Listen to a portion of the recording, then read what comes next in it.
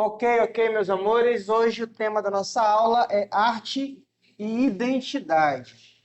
Nós já conversamos muito sobre o conceito de arte. E eu já falei para vocês que o conceito de arte é diverso, porque ele abrange vários campos do conhecimento e da vida humana. Agora, falemos um pouco do que seja identidade. Para vocês, o que é identidade? Oi? Identificação.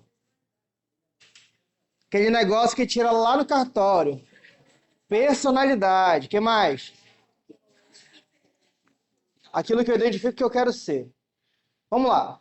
Gente, trocando em miúdos, identidade é aquilo que faz você ser diferente do todo. Entendeu? Quando a gente nasce, quando a gente é bebê, a gente não se percebe como uma coisa. A gente se percebe como parte do mundo. Em algum momento, na transição do crescimento da criança, ela se percebe como uma coisa diferente do mundo. Ela entende que o mundo à sua volta é uma coisa e ela é outra. Esse é o momento de criação da identidade. É por isso que a gente vai partir dessa ideia de que identidade é aquilo que faz você diferente do todo, do mundo. Deixa eu tentar colocar de uma forma mais simples, então. Presta atenção. Caiu aqui. Aqui está o Zé Maria. Quando o Zé nasceu, embora Zé fosse um humano completo como todos os outros, a maneira dele de perceber o mundo não era igual a de todos, porque ele era uma criança, estava começando a entender as coisas. Para o Zé, de 0 a 2 anos, não havia diferença entre o que era Zé e o que era o mundo. Entendeu? Zé e mundo era a mesma coisa. E digo mais, naquela idade, Zé, de acordo com Freud, pensava que o mundo girava em torno do umbigo dele. Mal sabia Zé que o mundo não estava nem aí para Zé. Entendeu? Mas deu para entender? A percepção da criança não sabe diferenciar o que é ela, o que é o mundo. Mas, à medida que Zé foi crescendo, se ralando, recebendo não da mãe, recebendo não do pai, descobrindo que a amiguinha que ele gostava tanto está saindo com o Carlos, ele começou a perceber que ele é uma coisa e o mundo é outra. E aí Zé deixa de se entender como um pedaço do mundo e se entende como Zé, algo diferente do mundo. Zé agora tem uma identidade. Zé tem chifre. Estão compreendendo a parada agora? Vamos lá.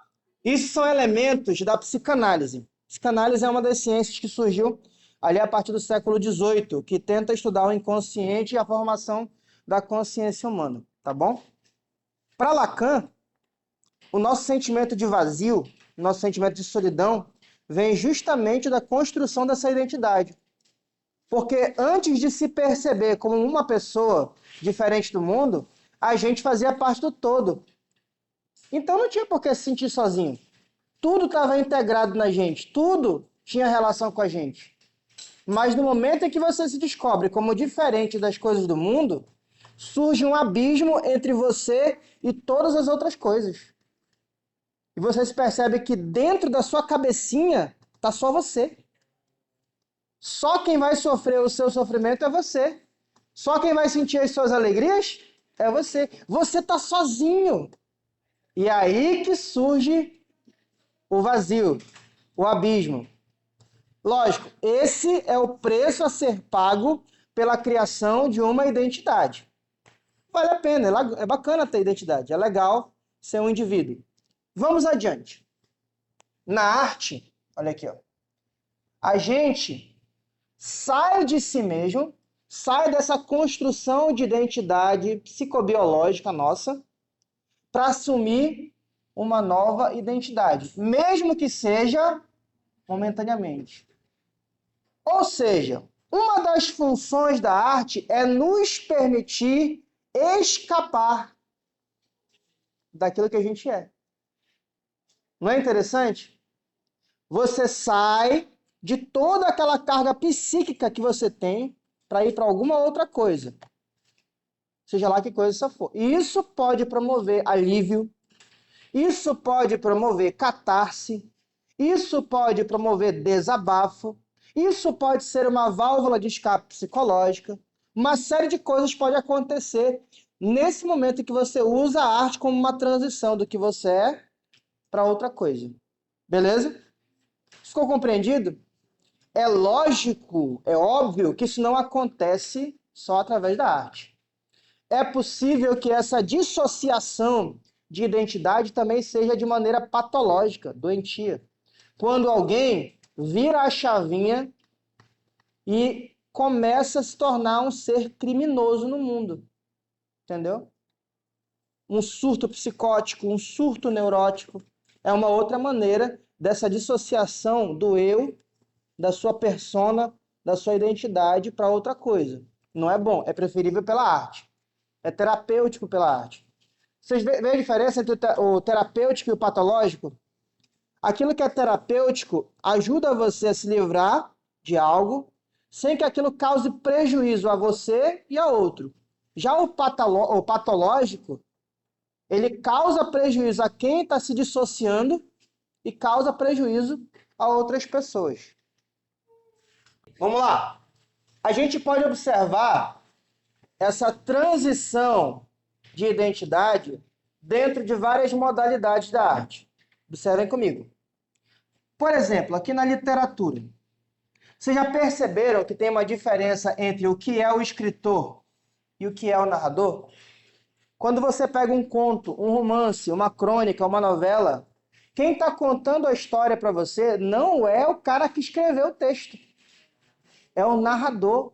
É alguém que esse escritor criou no momento em que ele produziu o texto para contar aquela história para você. Olha aí, ó, uma transição de identidade.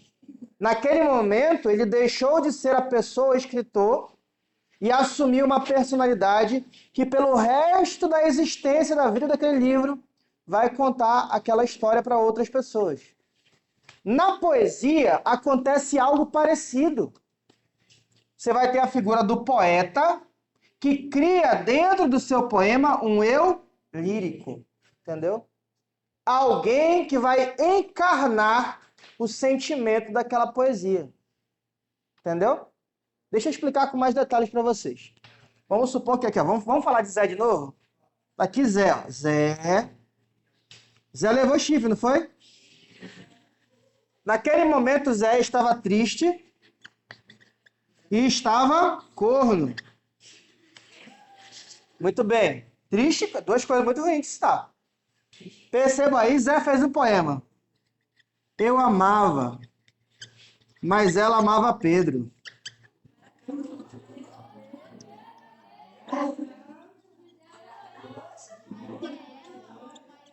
Eu a queria, mas ela queria ir embora. Tá, vamos supor que esse foi o poema. Esse poema do Zé está carregado daquele momento emocional dele. O momento de estar triste, o momento de estar corno. Tá tudo ali, entendeu? Tá depositado nesse poema uma imagem do Zé que encarnou esse sentimento. Então coloca aqui, ó. Aqui, ó. Essa é a imagem do Zé. Pergunta: o tempo vai passar e Zé vai estar para sempre triste? Pode ser que ele seja para sempre corno, pode ser. Mas para sempre triste ele não será. O sentimento vai se diluir com o passar do tempo e ele vai experimentar outros estados emocionais. Correto? Logo, o Zé do futuro não será a mesma pessoa triste e corna que construiu aquele poema em algum momento no passado. Beleza? Por outro lado, a imagem do Zé no poema, toda vez que for lida, será triste e corna. Entendeu? O sentimento está eternizado no poema. A figura do Zé, triste e corno, está no poema. Por isso que eu não posso dizer que o eu lírico é a mesma coisa que o poeta. O poeta acontece no tempo, ele muda. O eu lírico não, ele está eternizado. Enquanto aquela obra existir, ele será daquele jeito. Toda vez que alguém lê aquilo, vai lembrar que aquele sentimento de chifre, de tristeza, vai estar lá. Entenderam? E aí a gente vê mais uma vez uma transição de identidade entre o artista e alguma coisa que esse artista criou. Mas isso acontece só na literatura? De maneira nenhuma. Olha para o teatro. Você vai ter o ator que deixa de ser a si mesmo para assumir um personagem. Olha aí a parada. Não é interessante? Mas é lógico que às vezes a sobreposição do personagem em cima da identidade do ator é tão forte que é difícil a gente separar um do outro. Por exemplo, a gente olha hoje para o Tony Stark, a primeira pessoa que vem na nossa cabeça é o Robert Downey Jr. Entendeu? O ator que interpretou ele na Marvel. Tem gente que conhece mais ele pelo personagem do que pela pessoa que ele é. Agora olha aí, ó. Vamos mais longe. Pense no seu cantor favorito. Pense aí. Ele não é aquela pessoa que está no palco. Ele é outra coisa. Aquela performance artística é momentânea. É a obra de arte dele. Ele é outra coisa. Vocês perceberam? Mas a gente está tão acostumado a interpretar a imagem do nosso artista no palco que a gente se confunde e pensa que aquilo ali é a pessoa do jeito que ela é. Não é, cara. Vamos pegar um exemplo aqui, ó. Regina Casé. Regina Casé, em todos os seus papéis, é simpática, é maravilhosa, é uma simpatia de pessoa. Agora, dentro do camarim da Globo, é um... entendeu? Tem relatos de que ela é uma pessoa extremamente fechada. Não gosta de tirar foto, não gosta de ficar fazendo conversa com os outros, não gosta de atender fã. Entendeu? Uma coisa é o personagem, é a performance. Outra coisa é a pessoa. A arte provoca essa transição de identidade. Adiante, galera, vamos lá. Isso também acontece em manifestações artísticas mais antigas, que são aquelas que derivam dos ritos religiosos. Também lembra, ó, há um diálogo muito grande entre religião e arte no passado, não tem? Então, consequentemente, essa transição de identidade, essa passagem do A para B também acontecia antes. Vamos ver aqui, ó. O fenômeno de possessão, o fenômeno de incorporação, o fenômeno de arrebatamento. Possessão e incorporação é uma coisa relativamente antiga. Para nossa mente ocidental, que pensa em termos de cristianismo, vem logo na cabeça o demônio, o tinhoso, o pé preto, o corintiano. Mas, ó, o fenômeno de ser assumido, incorporado por uma entidade, está presente em muitas outras culturas. Por exemplo, na cultura indiana, os deuses do panteão hindi incorporam os seus adeptos, tem um ritual nas festas anuais. A mesma coisa acontece na China. A incorporação do deus macaco, o Sulkong, do Sul-Wukong. Se eu não me engano é esse o nome. Dei uma pesquisada em casa para vocês verem. A mesma coisa acontecia lá nas religiões afro-brasileiras. Acontecia não, acontece, né? E nas religiões que precederam o afro-brasileirismo. As religiões de matriz africana. A ideia de ser incorporado pelo divino. Incorporado por aquilo que é transcendental. Professor, isso não é do demônio? O que isso tem a ver com o cristianismo? Tudo a ver. Você já foi num culto pentecostal? Pois é. Não é muito distante disso. A ideia de ser tomado pelo Espírito, arrebatado, estar na unção, movido por Deus. Não é tão diferente. O ponto é que dentro da manifestação artística religiosa, isso também acontece. O que eu quero deixar pontuado é que isso está presente na humanidade, ó, há tempo pra caramba. Entendeu? As manifestações artísticas representam essa fuga da própria identidade, a fuga do próprio eu, há muito tempo atrás. Dentro da religião isso é ainda mais forte. Beleza? Bacana. Um outro referente disso é o teatro grego. Só que o teatro grego ele leva essa questão bem mais longe, entendeu? Ele leva para a questão das máscaras, que é um assunto que eu quero conversar com vocês mais a fundo daqui a pouco. Mas antes de seguir adiante, eu queria apontar para vocês que essa fuga de identidade não é uma coisa exclusiva da arte.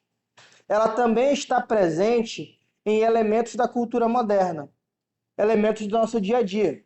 A gente vive buscando essa transição de identidade. Professor, eu não estou entendendo. O senhor quer dizer para mim que todo mundo está fazendo uma performance no mundo? Normalmente está.